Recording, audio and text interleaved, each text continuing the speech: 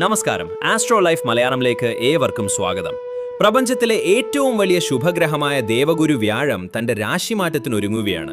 മിഥുന രാശിയിലെ സഞ്ചാരം അവസാനിപ്പിച്ച് 2026 ജൂൺ മാസത്തോടെ വ്യാഴം കർക്കടകം രാശിയിലേക്ക് പ്രവേശിക്കുന്നു.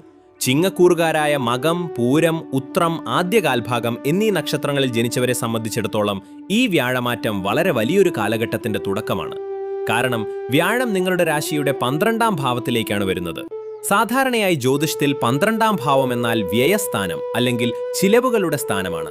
12ൽ വ്യാഴം വന്നാൽ എല്ലാം തകരും, കടുത്ത സാമ്പത്തിക നഷ്ടമുണ്ടാകും എന്നൊക്കെ കേട്ട് ചിങ്ങം രാശിക്കാർ പലരും ഭയപ്പെടുന്നുണ്ടാകാം. എന്നാൽ ഇവിടെയാണ് നമ്മളൊരു സൂക്ഷ്മമായ കാര്യം മനസ്സിലാക്കേണ്ടത്. വ്യാഴം വരുന്നത് തന്റെ ഏറ്റവും ഉച്ചബലമുള്ള കർക്കടക രാശിയിലേക്കാണ്. അതുകൊണ്ട് തന്നെ ഈ 12ാം ഭാവത്തിലെ സഞ്ചാരത്തെ സുഖവ്യയം എന്നാണ് ജ്യോതിഷം വിശേഷിപ്പിക്കുന്നത്. അതായത് നിങ്ങളുടെ കയ്യിൽ നിന്ന് പണം ചിലവാകുമെന്നത് ശരിയാണ്, പക്ഷെ അത് നല്ല കാര്യങ്ങൾക്ക് വേണ്ടിയായിരിക്കും. വീട് പണി പൂർത്തിയാക്കുക, മക്കളുടെ വിവാഹം നടത്തുക, ആത്മീയ യാത്രകൾ ചെയ്യുക തുടങ്ങിയ നല്ല കാര്യങ്ങൾക്കായിരിക്കും നിങ്ങൾ പണം ചിലവഴിക്കുക. ഈ 12ാം ഭാവത്തിലെ ഉച്ചവ്യാഴം ഓരോ നക്ഷത്രക്കാരെയും വ്യക്തിപരമായി എങ്ങനെയൊക്കെ സ്വാധീനിക്കും?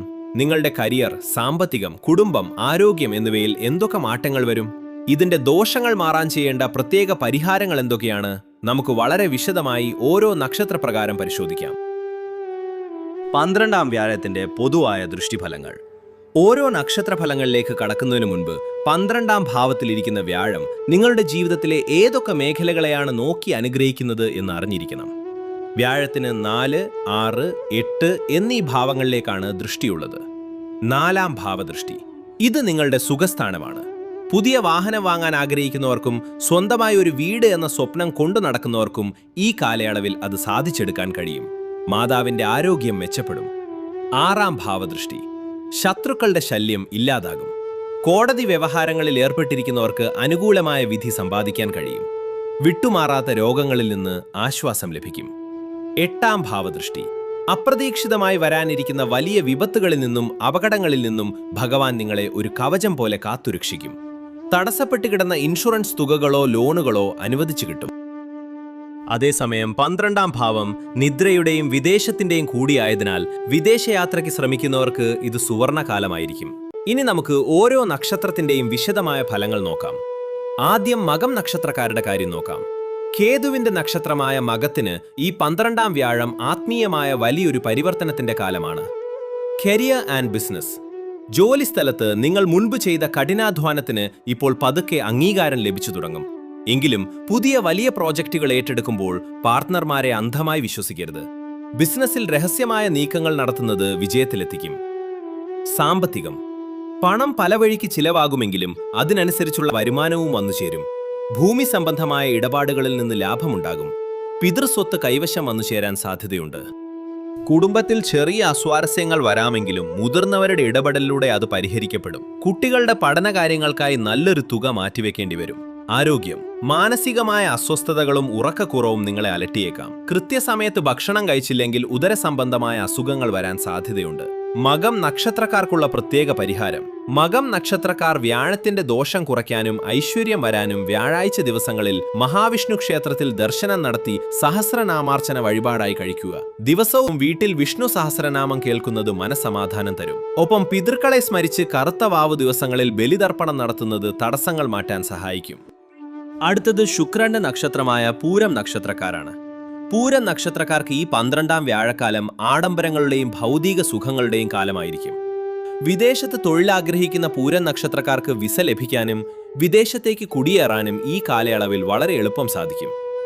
കലാ സാഹിത്യ രംഗത്ത് പ്രവർത്തിക്കുന്നവർക്ക് പുതിയ മികച്ച അവസരങ്ങൾ തേടിവരും. സാമ്പത്തികം. നിങ്ങളുടെ കൈവശമുള്ള പണം പുതിയ വാഹനം വാങ്ങാനോ ആഭരണങ്ങൾ വാങ്ങാനോ അല്ലെങ്കിൽ വീട് അലങ്കരിക്കാനോ വേണ്ടി ചിലവഴിക്കും. വരവിനേക്കാൾ കൂടുതൽ ചിലവ് വരാൻ സാധ്യതയുള്ളതിനാൽ ക്രെഡിറ്റ് കാർഡുകളും അനാവശ്യ ലോണുകളും ഒഴിവാക്കുക.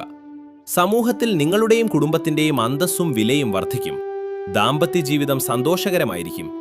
പ്രണയിക്കുന്നവർക്ക് വിവാഹത്തിലേക്ക് കടക്കാൻ അനുകൂലമായ സമയമാണ്. ആരോഗ്യം. ആരോഗ്യത്തിന്റെ കാര്യത്തിൽ വലിയ ദോഷങ്ങളൊന്നും കാണുന്നില്ലെങ്കിലും അമിതമായ ആഡംബര ഭക്ഷണശീലം മൂലം പ്രമേഹം പോലുള്ള പ്രശ്നങ്ങളുള്ളവർ ശ്രദ്ധിക്കുക. പൂരം നക്ഷത്രക്കാർക്കുള്ള പ്രത്യേക പരിഹാരം. പൂരം നക്ഷത്രക്കാർ വ്യാഴാഴ്ചകളിലോ വെള്ളിയാഴ്ചകളിലോ ഭഗവതി ക്ഷേത്രത്തിൽ ദർശനം നടത്തി പുഷ്പാഞ്ജലി കഴിക്കുന്നത് ഏറ്റവും ഉത്തമമാണ്.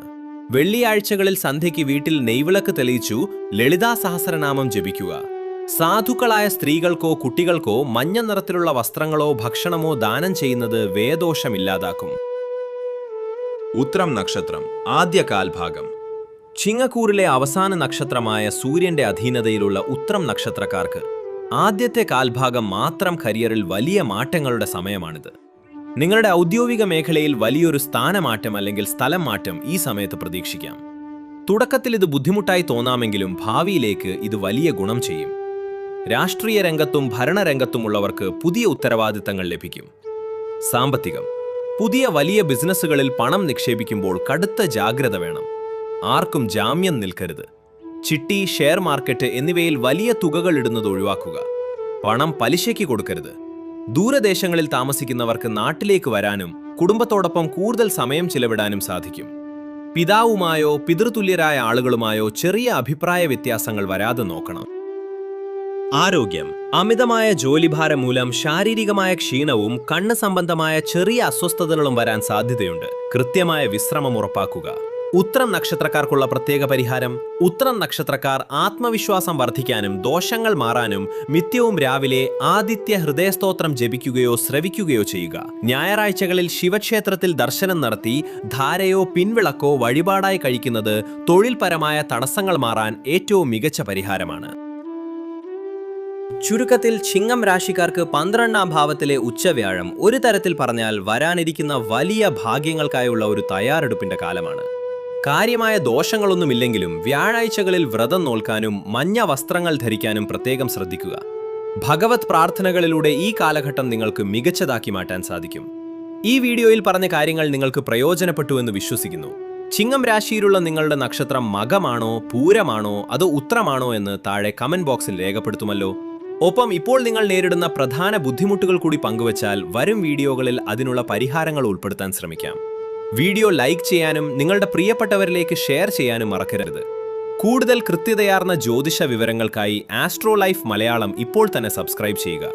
അടുത്ത വീഡിയോയിൽ നമുക്ക് രാശിചക്രത്തിലെ അടുത്ത രാശിയായ കന്നിരാശിയുടെ വ്യാഴമാറ്റ അത്ഭുത ഫലങ്ങളുമായി വീണ്ടും കാണാം. എല്ലാവർക്കും നല്ലൊരു കാലഘട്ടം ആശംസിക്കുന്നു. നന്ദി, നമസ്കാരം.